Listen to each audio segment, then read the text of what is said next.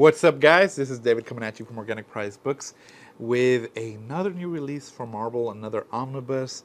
They've been taking these out, and we just can't get enough. Now, this one is a companion to one of the biggest, I would say, X-Men have had a lot of really good events. You've had Age of Apocalypse, you've had Inferno, you've had, what other ones could you say? Oh, yeah, House of M. Of course, if you're an X-Men fan, you know the House of M storyline and, mutants taking over the world and all that aspect with Wanda changing reality. So, if you're a fan of that, then you know what this book is. And this is the companion to it. Sometimes I like that companion aspect compared to like the regular book because sometimes when you put them together, those things are huge. Remember Avengers versus X-Men? That thing was massive. It had all of it. Sometimes I'd rather just have a smaller book, easier to read. So we have that here finally. We have the standard on this side and the DM on this one. So let me show you both. Here is the standard front, spine, and the back. Very cool. And the DM right here, front, spine, and the back. And you know what? Both of these covers are really nice. This one looks really cool because it's almost like you're on the floor looking up at them. They brought you in and they're like, look at this peasant. God, he disgusts me. Trash. Absolute uselessness. I'm Magneto. That's kind of how I see it when I see this one. So that just kind of plays in my head. And then this one's really cool. I like the whole helmet and the reflection of them. And Magneto's like, I'm gonna wipe the floor with you and my magnetism. Whoa. Anyway, so it's hard to choose which one I think I like better. Let me know what you think. I think I'm gonna go with the standard just because I like that, them looking down on you. The mutants who are usually the ones who are outcasts now rule, and they are looking down on humanity like, filth. So, let me show you underneath the dust jacket. Well, let me put both so they can see both of the spines together. Standard here, DM on this side. Let me know which one you like better. And then underneath the dust jacket. Okay, I like this different panel stripes like that in a red and black theme like that. Oh, let me put it correctly. Oh, come on, book. Work with me. Anyway, there we go. Yeah, there you go. And if you want to see what the binding look, that kind of fixed my voice. What the binding looks like. So for those who ask, right there, lifts up. So not too bad. Let's go ahead and jump into this House of M companion, and let's see what stories are included in this one. Peasant!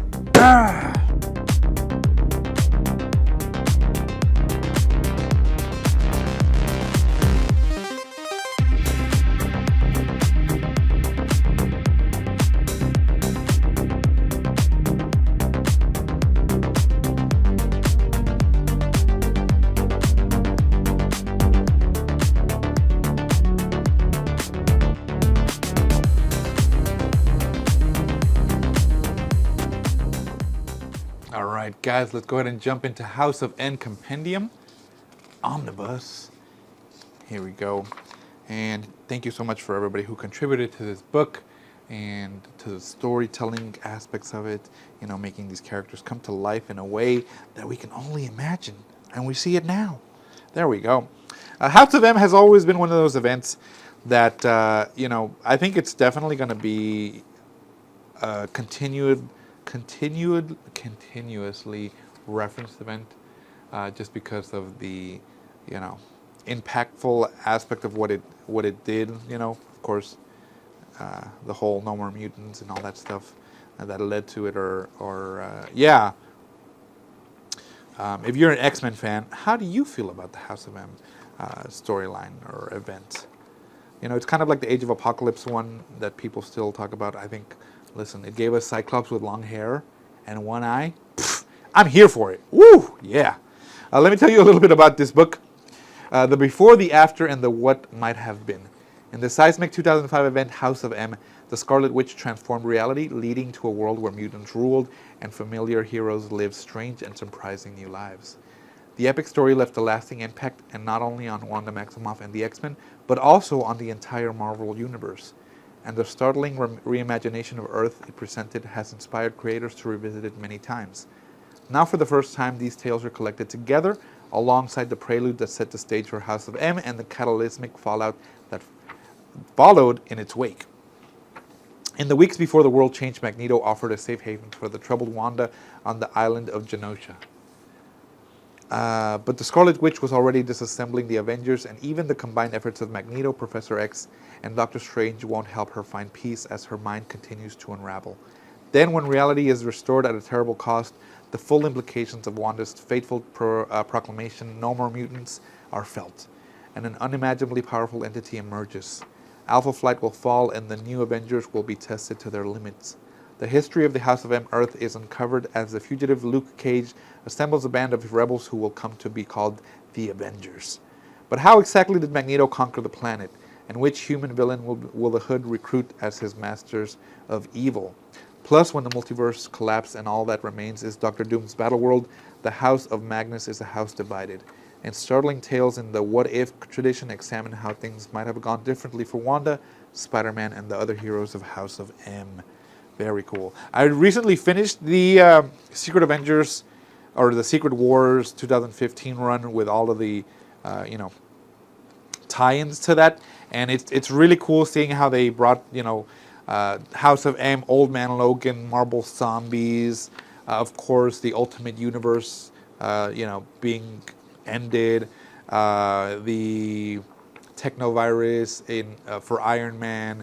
And all of those different ones, like they brought it together, and creators pulled back some of these stories that were iconic, like House of M, the Maestro storyline as well. So it's really cool seeing that, and then it's added to this book.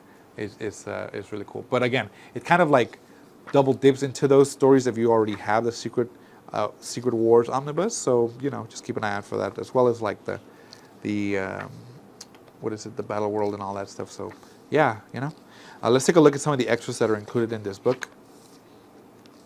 I don't want to spoil too much. Okay, there we go.